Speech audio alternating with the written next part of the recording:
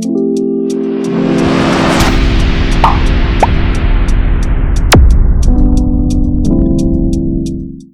guys! Did you know that our muscle contracts each time we voluntarily move a body part?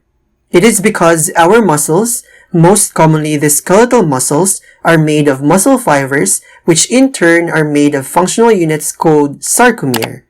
And each sarcomere contains filaments that are classified as myosin and actin muscle filaments.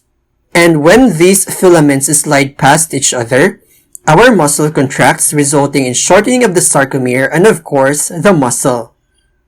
This is known as the sliding filament theory. But do you know how exactly this could happen? Muscle contraction is initiated when muscle fibers are stimulated by a nerve impulse in the form of action potential. When action potential arrives at the presynaptic terminal of our nerves, it opens the voltage-gated calcium channels to let the calcium ions enter. This calcium influx triggers the release of acetylcholine or ACH into the space between the nerve and the muscle called synaptic cleft. ACH then binds with ACH receptors to allow important ions to enter the muscle cell and thus depolarizing the T-tubules, which means that action potential already passed through the T-tubules and will be delivered towards the sarcoplasmic reticulum responsible for calcium storage. Ideally, the calcium will be released and will bind with the troponin C to expose the binding site of actin filament.